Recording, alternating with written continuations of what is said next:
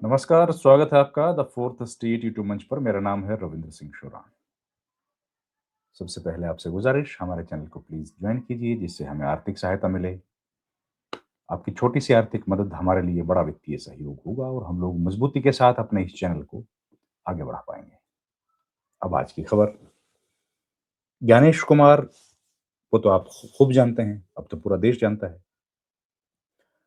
लेकिन वो कितने सत्य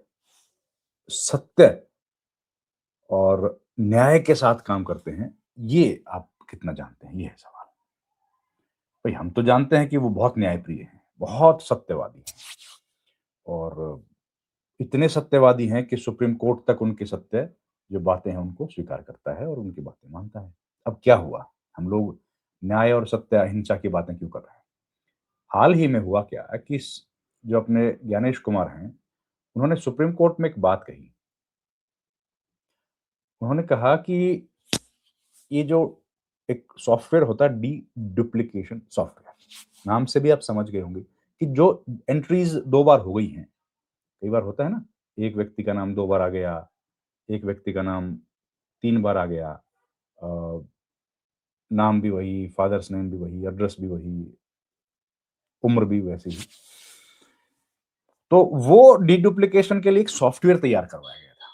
तो सुप्रीम कोर्ट ने पूछा, भैया ये डीडुप्लीकेशन सॉफ्टवेयर क्यों नहीं यूज़ करते हो? कर सकते हो ना आप तो। क्योंकि डीडुप्लीकेशन सॉफ्टवेयर यूज़ करेंगे तो उसका फ़ायदा ये होगा कि जल्दी-जल्दी आप लोग नाम निकाल पाएँगे बाहर, जिस आदमी का नाम की ज़रूरत नहीं है ना? तो इस पर ज्ञानेश कुमार ने सुप्रीम कोर्ट में, यानी कि ज्ञान चुनाव आयोग ने सुप्रीम कोर्ट में कहा कि हम लोग इसलिए यूज़ नहीं करते हैं कि वो खराब है। जो सॉफ्टवेयर है ना हमारा, वो ठीक नहीं है, उसकी स्थिति खराब है। तो हमने 2023 के बाद उसको यूज़ ही नहीं किया। ये उन्होंने सुप्रीम कोर्ट में बोला। अब ज्ञानेश कुमार खुद तो सुप्रीम कोर्ट नहीं जाते हैं, ज़ाहिर है उनके वकील ही जाते हैं। वकील का नाम है राकेश द्विवेदी, वरिष्ठ अधिवक्ता हैं सुप्रीम कोर्ट में। अब ये हुआ, ठीक है? ये बात खत्म हो गई। उन्होंने कहा, यही मानेंगे ना कि जो सुप्रीम कोर्ट में जो बात बोली जा रही है वो सच है।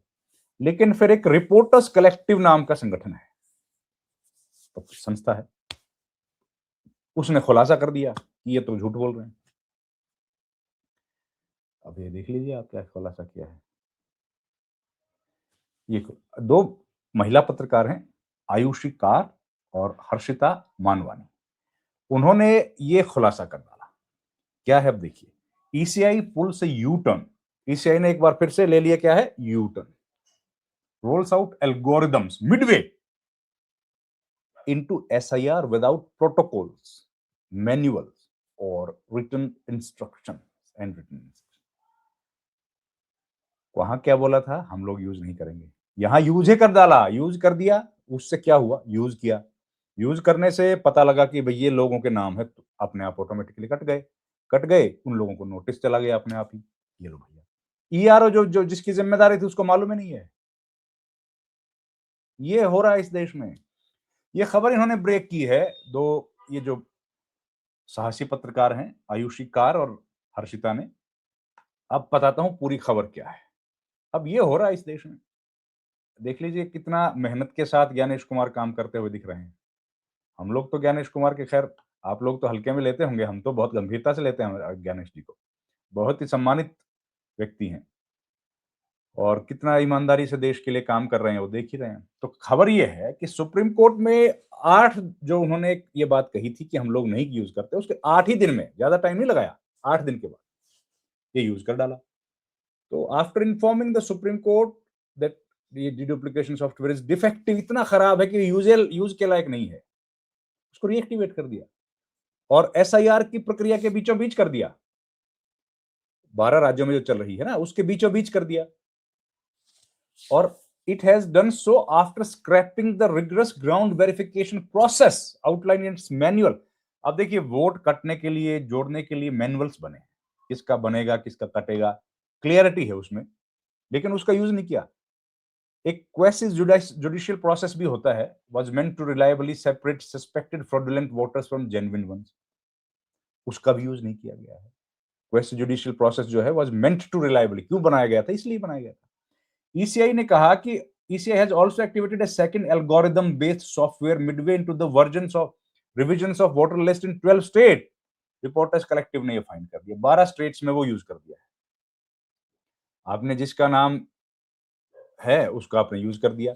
अब यही बात जब चुनाव आयोग के वकीलों से पूछी थी सुप्रीम कोर्ट में, तो उन्होंने कह दिया था कि नहीं जी हम तो यूज नहीं करते हैं, ये खराब है, डिफेक्टिव है। प्रशांत भूषण ने सवाल बार बार उठाया था, सुप्रीम कोर्ट ने इस पर नोटिस भेजा था। नोटिस भेजने के बाद उन्होंने कहा कि नहीं जी हम तो इस पर यूज करते ही नहीं क्योंकि खराब क्वालिटी है। अब बिहार में क्यों नहीं किया, सवाल तो उठेगा ना। अगर यहां कर रहे हैं तो बिहार में कर लेते, क्या दिक्कत आ रही थी। लेकिन इन्होंने बिहार में नहीं किया। इन्होंने कहा किया, इन्होंने किया अब जिन राज्यों में अभी चुनाव हो रहा है, होना है 12 प्रदेशों में। तो ये कहानी है इलेक्शन कमीशन की जो बार बार एक्सपोज हो रहे हैं। ज्ञानेश कुमार जो अपने कार्यकुशलता के लिए जाने जाते हैं, जो जिस तरीके से बहुत अच्छा काम इस देश में इस वक्त कर रहे हैं, देश भर में उनकी चर्चा है, दुनिया भर से लोग उनको अपना आदर्श मानते हैं। तो जो इसमें क्या हुआ, the voter roll registration from scratch called SIR has already led to 86 lakh people being marked unmapped and 3.7 crore removed from the draft voter list in 11 state. देख रहे हैं ना आप, लगभग 4 करोड़ 3 करोड़ 70 लाख लोगों का। और ये तब की है जबकि ड्राफ्ट लिस्ट आया नहीं था यूपी का। यूपी में भी आप जोड़िए कितना हो गया, लगभग 2 करोड़ 80 लाख के आसपास वहां है। तो ये इसका मतलब है कि अनकोडिफाइड एल्गोरिदम है, विदाउट प्रोटोकॉल्स को यूज नहीं किया गया। तो इलेक्शन कमीशन इस तरह अगर सुप्रीम कोर्ट के सामने झूठ बोलेगा और इस तरह की खबरें आएंगी, अब ये देखिए खबरें हैं ये तो, है ना। इलेक्शन कमीशन इस बात पर क्या कहता है ये भी देखना पड़ेगा, क्योंकि इसका इशू तो रेज किया जाएगा। लेकिन सुप्रीम कोर्ट इस बात को कितना स्वीकार करे वो अलग बात है। अब इसमें खबर में आगे ये बताया गया है कि the deduplication software in use since 2018 से काम में आ रहा है। डेमोग्राफिक डिटेल्स, फोटोग्राफ और सब इसमें आती है। The ECI manual required officials to carry out an elaborate exercise on the ground to verify if one or more people carried यही जो किसी आदमी का 2 बार नाम नहीं है। लेकिन in trying to register more than 7.8 crore voters of Bihar from scratch in mere 3 months, the ECI quietly did away with the critical anti-fraud measures. As a result, the finalized list of electors in the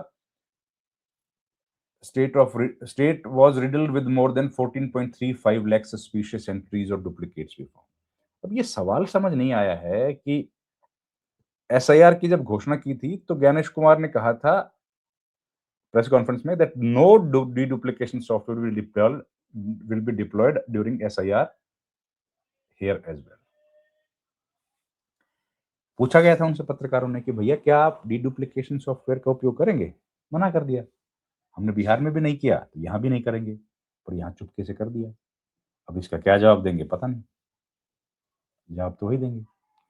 Reporters Collective were also cited in an ongoing case before the Supreme Court, forcing ECI to respond on November 24th. The commission dispatched into own software before the apex court. It told the court the strength and accuracy of the results were वही बात हम लोग जो कह रहे हैं कि strength and accuracy were variable and large number of suspected DAC demographically similar. Entries were not found to be duplicates. The said technology was last used in 2023.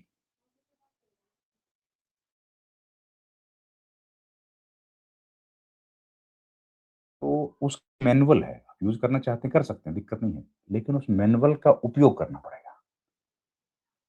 अब ज्ञानेश कुमार ने तो नहीं किया, जो हम लोग हवाला दे रहे हैं इस खबर का, और ये खबर जो कह रही है उसके अनुसार हम लोग ये बात कह रहे हैं। हमारे पास इंडिपेंडेंटली इसकी कोई वेरिफिकेशन नहीं है। इस खबर पर अभी तक चुनाव आयोग की तरफ से कोई स्पष्टीकरण नहीं दिया गया है। अगर चुनाव आयोग इस पर स्पष्टीकरण देगा तो आपके सामने उसको पेश किया जाएगा। अभी जो खबर आई है वो इतनी ही है। डीडुप्लीकेशन सॉफ्टवेयर का अगर उपयोग चुनाव आयोग करता तो बहुत सारे नाम निकल जाते जो कि फर्जी थे या एक इलाके में थे, हो सकता है हरियाणा में हो, वही उत्तर प्रदेश में नाम हो, वही बिहार में नाम हो, वही बंगाल में नाम हो, वो भी पता लगा लेता। लेकिन वो इलेक्शन कमीशन ने नहीं किया, बार बार कहने पर भी नहीं किया।